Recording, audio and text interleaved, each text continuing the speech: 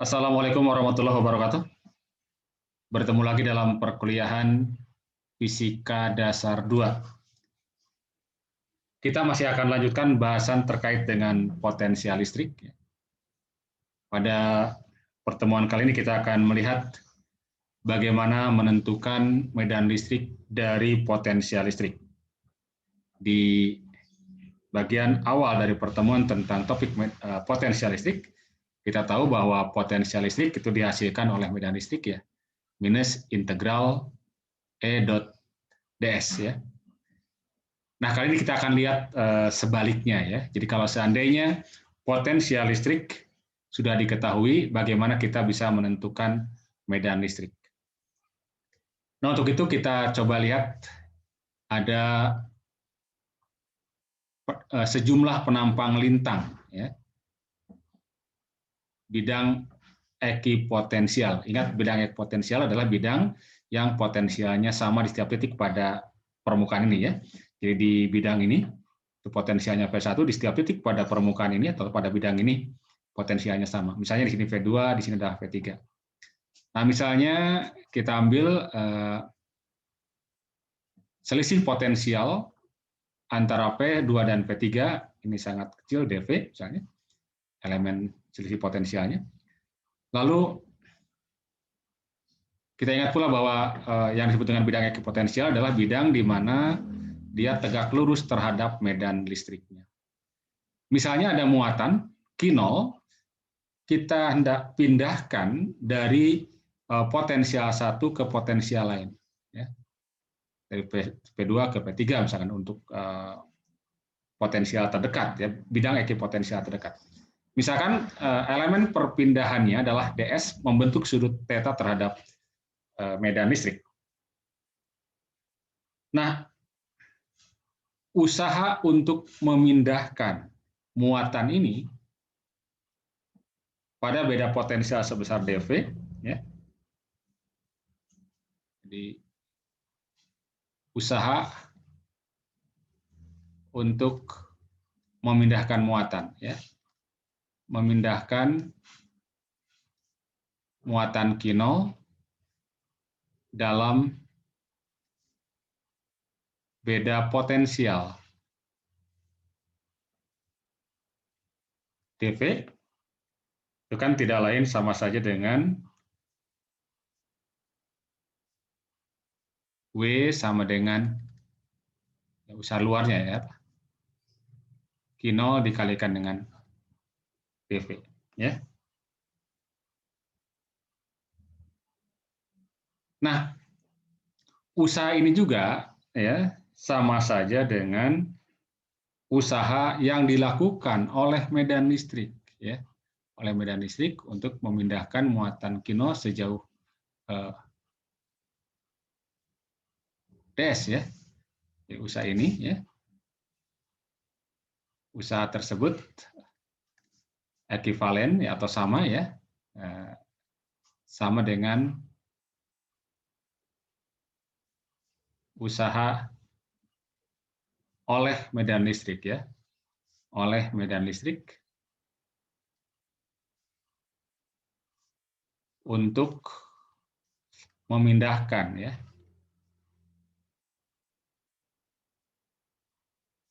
atau lebih tepat usaha oleh gaya listrik ya, oleh gaya listrik untuk memindahkan Q0 sejauh ds, yakni W sama dengan Q0, ingat gak itu kan Q0 kali E, dot ds kan ya, di gaya dikalikan dengan perpindahan, perkalian titik ya, gaya dengan vektor perpindahannya. Nah, kali ini sama, maka diperoleh bahwa min Q0 dV sama dengan Q0 E dot ds. Atau kita dapatkan bahwa dV ya sama dengan minus gitu kan ya, E0 ds.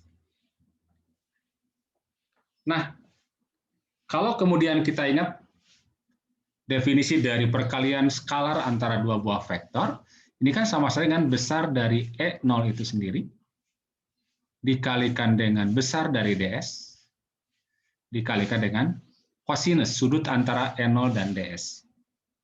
Sorry, E0. Maksud saya ya, maaf. Ini E ya, E dan ds ya. E dan ds. Kinonya sudah hilang tadi ya. Oke. E kali ds kalikan dengan cos sudutnya, yakni theta ya, sudut antara E dan ds theta. Nah, atau kita boleh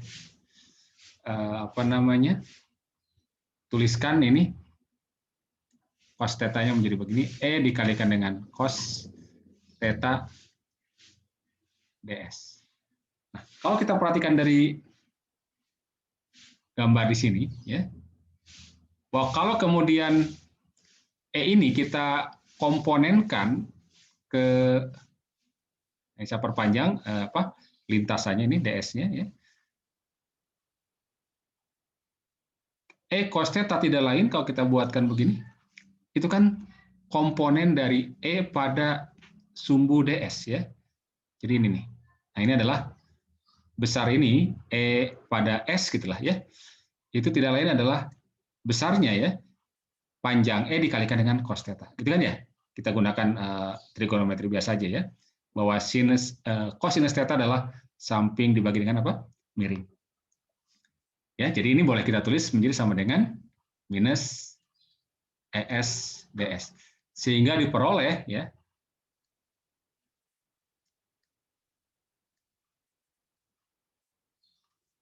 bahwa ES atau medan listrik di sepanjang atau komponen medan listrik pada sumbu S lah ya, sumbu perpindahannya itu adalah negatif dV ds. Nah, SS kecil ya. Oke. Nah, jadi ES ini adalah komponen ya, komponen E dalam arah S atau proyeksi E dalam arah S ya. ES adalah komponen atau proyeksi ya. Proyeksi E dalam arah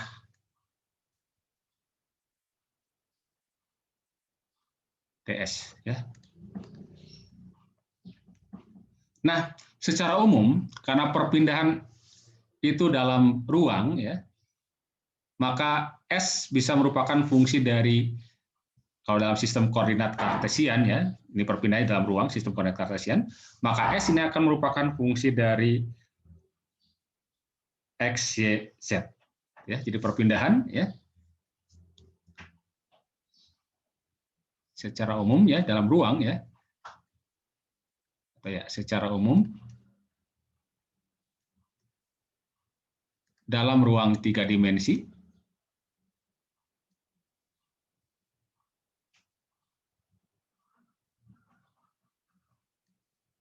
S merupakan fungsi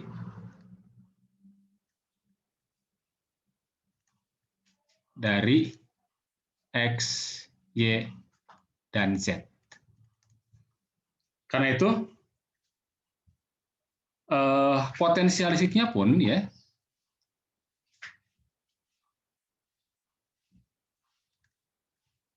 potensial listriknya pun akan merupakan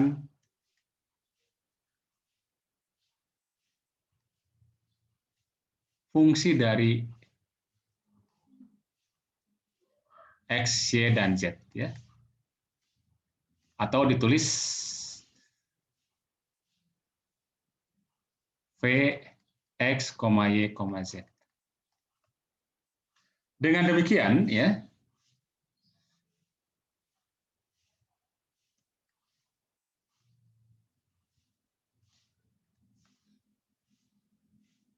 medan listrik ya, medan listrik atau komponen medan listrik akan punya komponen medan listrik pada sumbu X, pada sumbu Y maupun pada sumbu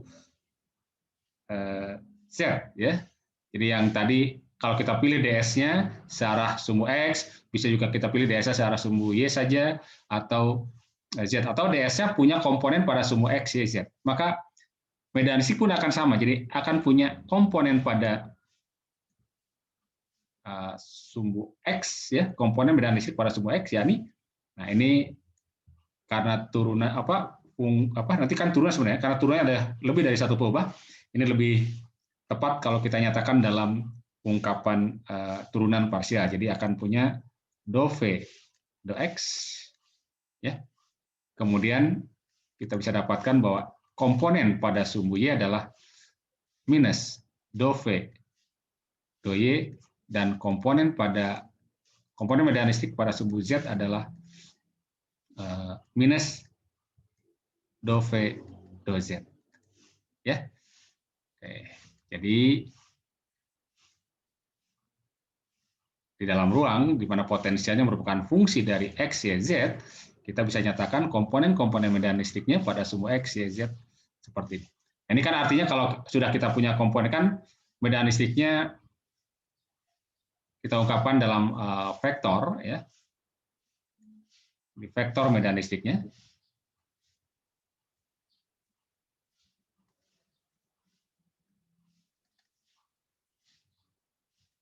Kalau sudah tahu komponen-komponen kan tinggal EX pada arah sumbu X, pada arah I, ya, vektor satuan I, kemudian EY pada arah vektor satuan J, dan EZ pada arah vektor satuan, ya.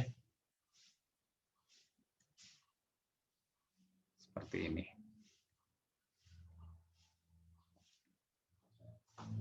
Nah, catatan bahwa seandainya dalam kasus medan listrik yang berarah radial, ya, medan listrik yang berarah radial, ya,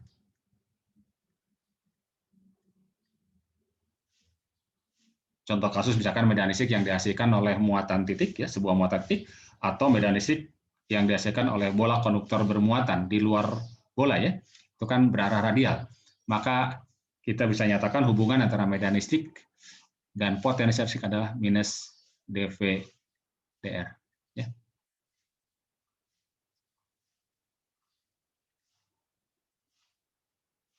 Ya, sehingga intinya sebenarnya bahwa turunan atau integral adalah kebalikan dari turunan, ya. Jadi kalau kita ingat bahwa V itu kan integral E dot ds, ya. Jadi maka E berarti turunan dari V terhadap S, ya. Atau dalam hal ini terhadap R, atau komponen-komponennya terhadap X, Y maupun terhadap Z. Nah, nanti dari sini kalau ingin dapatkan potensialnya, ya berarti integral dari apa? Ini, ya, minus integral E dr. Khusus untuk kasus di mana medan listriknya berarah radial, ya. Oke, kita coba lihat contohnya, ya.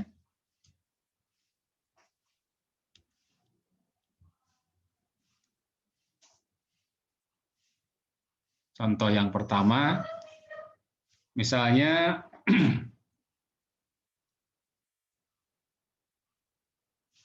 ada sebuah grafik. Kita mulai dengan soal tentang grafik ini, ya. Ada grafik potensial listrik, ya. Ini V dalam satuan volt.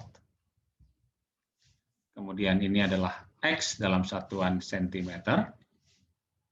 Kemudian grafiknya begini.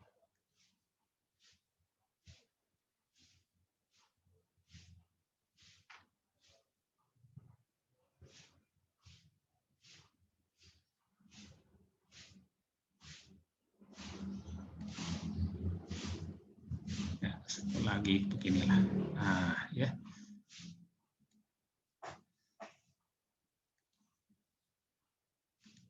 Ini 0.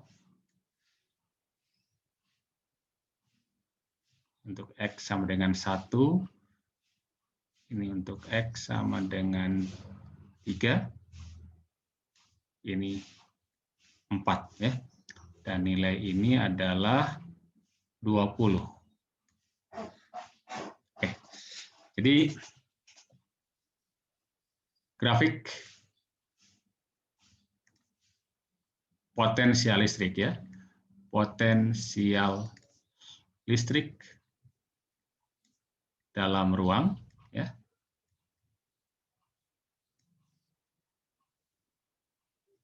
Terhadap posisi X ya.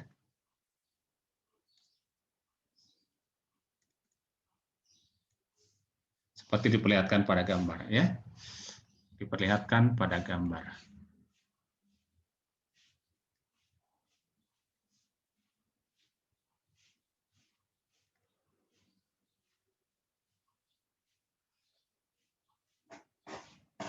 Potensial ini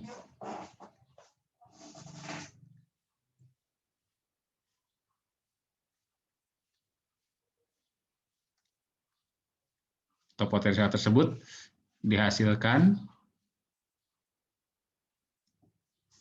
oleh medan listrik yang sejajar sumbu X.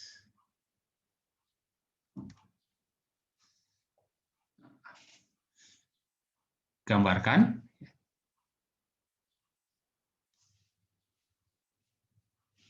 grafik medan listrik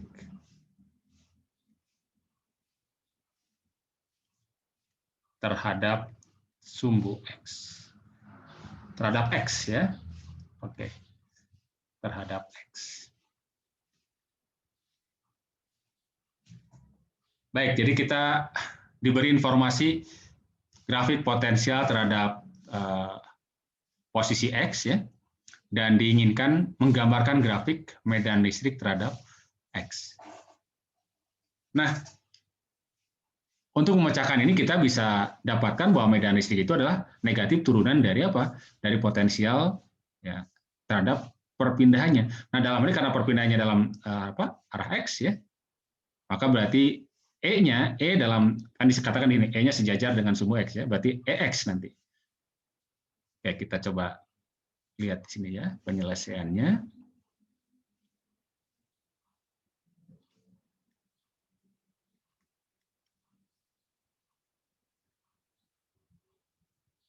Jadi, medan listriknya sendiri nanti adalah medan listrik pada komponen X saja ya. Jadi minus dV dx. Atau dV dx. Kalau misalnya di sumbu yang lain memang tidak ada ya, karena X-nya hanya medannya hanya ada pada sumbu X saja, maka ungkapan ini boleh ditulis menjadi turunan biasa saja ya, turunan fungsi atau perubahan minus dV dx ya. Jadi kalau ini seandainya apa? Seandainya ada komponen lain selain pada sumbu X ya. Tetapi kalau memang dia hanya dalam arah X saja, ya maka boleh kita tulis jadi dV dx. Nah, kalau kita lihat tadi bahwa potensialnya ini berubah ya. Dari 0 sampai 1, posisi 0 sampai 1, potensialnya berubah dari 0 sampai 20 volt gitu. Kemudian dari 1 sampai 3, potensialnya konstan. Ya, ini berapa? Ya, ini 20 dan kemudian turun. Dari 3 sampai 4 potensialnya turun kembali menjadi 0. Nah, bagaimana kita bisa mendapatkan medan listriknya? Nah, medan listrik juga ini harus kita pisah-pisah ini ya. Jadi dari 0 sampai 1 kita pisahkan X-nya. Rentangnya dari 1 sampai 3 dan 3 sampai 4. Nah, ingat ya bahwa kalau kita sudah mendapatkan V dalam bentuk grafik ya, atau fungsi dalam bentuk grafik ya, maka turunan itu kan tidak lain gradien ya. Jadi ingat bahwa tafsiran geometris dari turunan adalah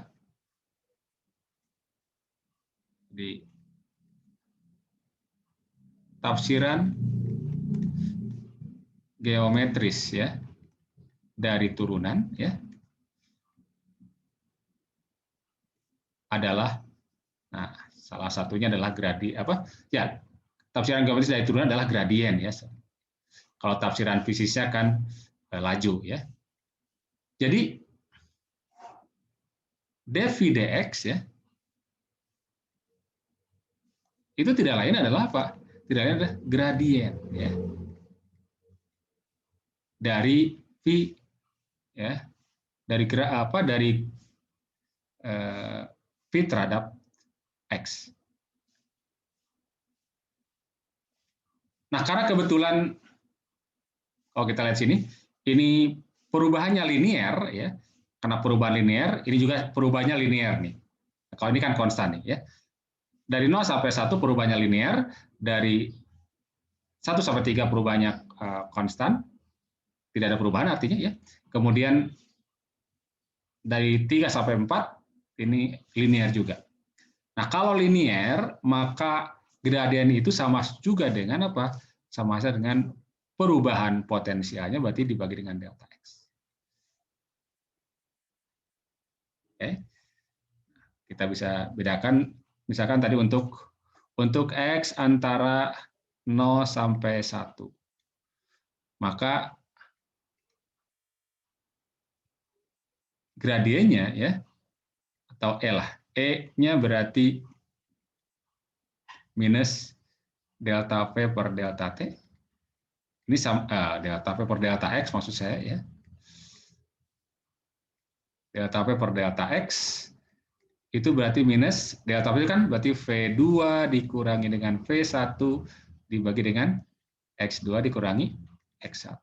Ya berarti sama saja dengan minus pada saat 1 kan nilainya tadi 20. Dan pada saat awal nilainya adalah 0. Dibagi dengan X-nya adalah 1 dikurangi 0, ini sama dengan minus 20 volt per sentimeter. Ya, karena X-nya dalam sentimeter. Ya. Kemudian antara X dari 1 sampai 3, maka E berarti E sama dengan min. Ya, kita tulis juga delta P per delta T. Kita langsung saja ya. Delta X loh saya, delta T melulu ya. Oke, delta X. Pada saat 3 kan 20. Pada saat 1 juga 20. Dibagi dengan 3 dikurangi 1. Ini 0 ya. Nah, ingat memang turunan dari suatu fungsi yang konstan ya, itu 0 kan ya. Jadi karena konstan ini turunannya adalah 0. Jadi tidak punya gradien ini atau gradiennya 0 ya. Gradiennya 0. Yang ini kan gradiennya tinggal 20 dibagi dengan 1 sebenarnya ya. 20. Yang ini gradiennya apa? Negatif ya. 20 dibagi 1. Jadi min 20 ya. Kalau kita lihat untuk X dari 3 sampai 4, maka E berarti minus delta V per delta X. Pada saat 4 adalah 0, pada saat 3 adalah 20, dibagi dengan delta X-nya pada saat 4 kurangi 3.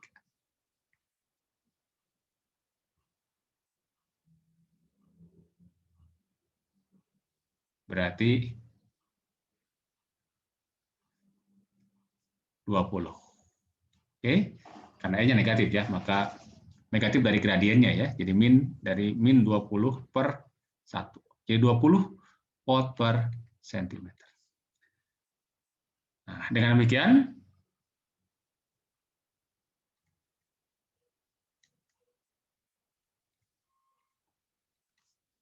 grafiknya ya kita dapatkan.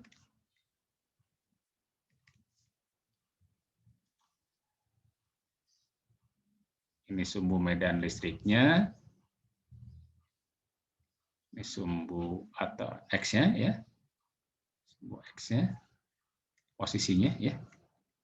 Ini E dalam volt per sentimeter. Ini dalam sentimeter. Dari 0 sampai 1 nilainya min 20. Maaf, ini berarti kurang panjang ke bawah.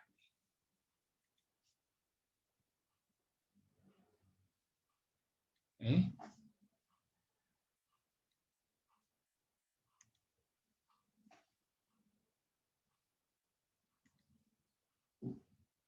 Misalnya min 20 yang ini, dari 0 sampai 1, min 20. Kemudian dari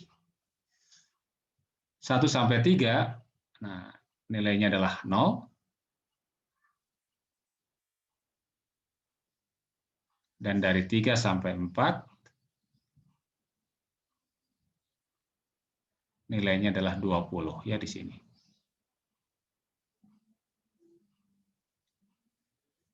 Oke. Gambarkan begini.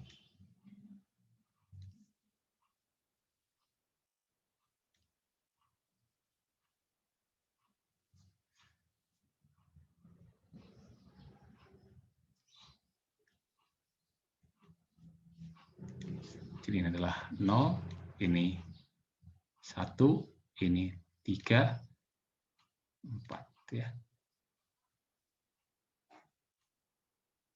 Nilainya ini adalah min 20 dan untuk ini adalah nilainya 20 ya. Oke, jadi adalah grafik medan listrik terhadap posisi untuk potensial listrik yang tadi digambarkan ya. Oke. Itu adalah contoh yang pertama ya. Kita lihat satu contoh lagi lah ya, satu contoh lagi. Contoh yang kedua.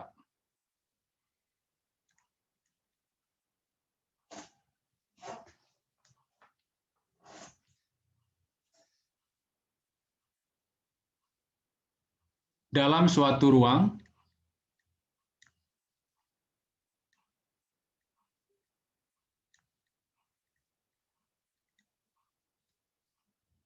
potensial listrik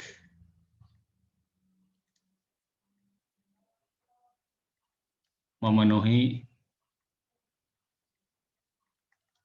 persamaan V sama dengan V sebagai fungsi X, Y, dan Z, itu adalah 5X min 3X kuadrat Y plus 2YZ kuadrat. Nah, pertama, tentukan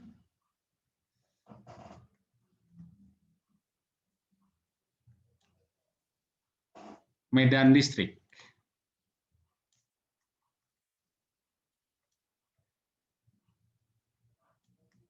di dalam ruang tersebut ya. Di dalam ruang tersebut.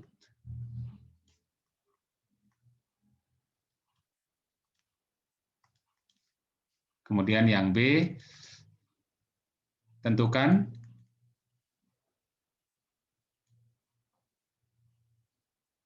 medan listrik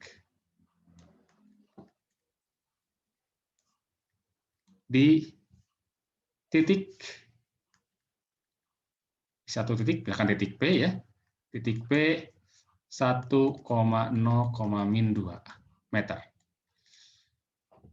Oke ya, jadi kita punya disajikan potensial listrik sebagai fungsi dari X, Y, Z.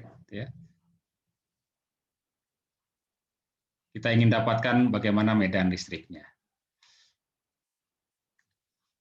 Nah, untuk mendapatkan medan listrik di dalam ruang tersebut seperti apa persamaannya, ya, kita bisa dapatkan dulu komponen-komponennya. Ya. Jadi pertama, kita dapatkan komponen medan listrik pada sumbu X minus do V do X.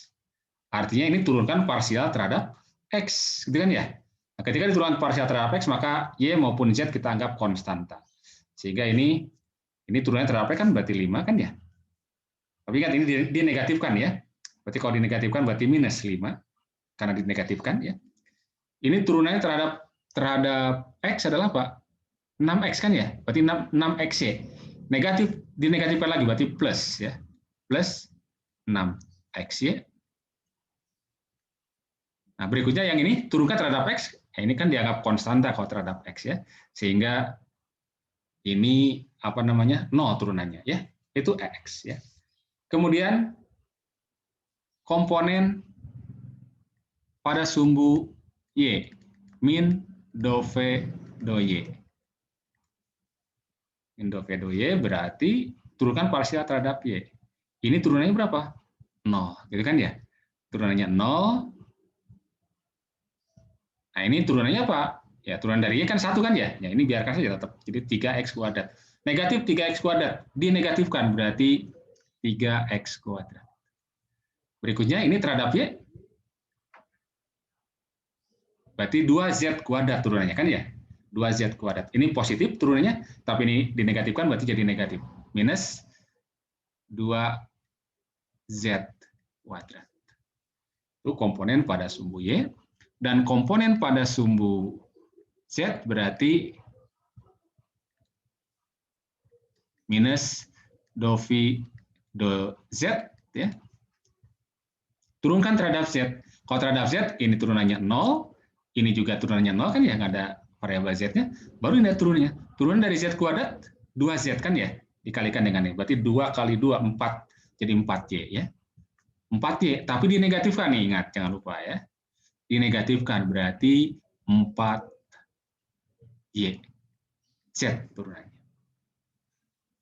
Dengan demikian kita bisa dapatkan bahwa medan listriknya, ya, maka berarti medan listriknya ya kita nyatakan sebagai vektor kan ya, EXI ditambah EYC ditambah dengan EZK.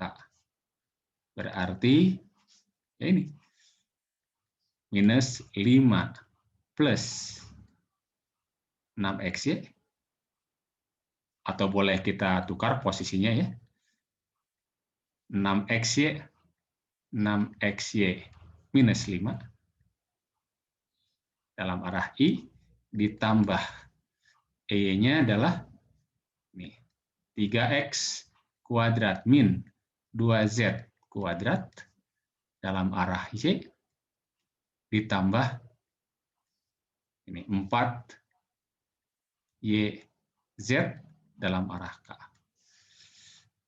Oke, itu medan listriknya sebagai fungsi X, Y, Z ya dalam ruang.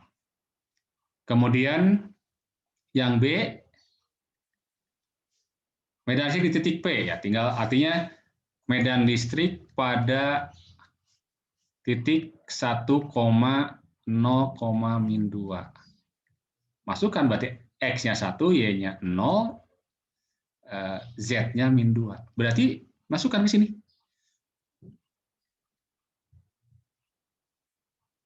Langsung saja ya, kita coba masukkan. Ini X-nya 1, Y-nya 0, berarti ini hasil kalinya 0 nih, X kali Y 0 ya. Maka yang tersisa adalah min 5I ya, min 5I. Kemudian ini kita masukkan plus 3 kali X kuadrat, berarti 3 kali 1 kuadrat, min 2 kali Z-nya min 2, berarti min 2 kuadrat, dalam arah J, plus, nah, ini 4YZ, Y-nya 0, Z-nya min 2. Nah, namun kan dikalikan 0, berarti kan 0 kan ya? Berarti plus 0. Oke. Sehingga kita dapatkan berarti minus 5I ditambah dengan, ini berapa ini? Ini 3, ini 4 dikali 2, 8. 3 dikurangi 8 berapa? Minus 5 ya? Oke, berarti minus 5J. Tentu saja dalam satuan apa? Dalam satuan SI lah ya. Jadi ini misalkan P-nya dalam volt, XYZ dalam meter ya. Dalam satuan SI.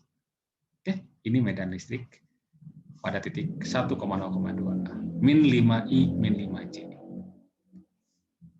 Ya kalau dicari besarnya ya tinggal, bisa ya kita cari besar ya, maka E itu adalah besarnya berarti akar dari apa? Min 5 kuadrat ditambah dengan min 5 kuadrat. Gitu kan ya? Jadi 5 akar 2. Oke, satuannya katakan semuanya dalam SI berarti volt per meter. Itu kalau dicari besarnya ya. Oke. Ini adalah cara menentukan medan listrik dari potensial listrik. Sementara sampai di sini dulu. Terima kasih. Assalamualaikum warahmatullahi wabarakatuh.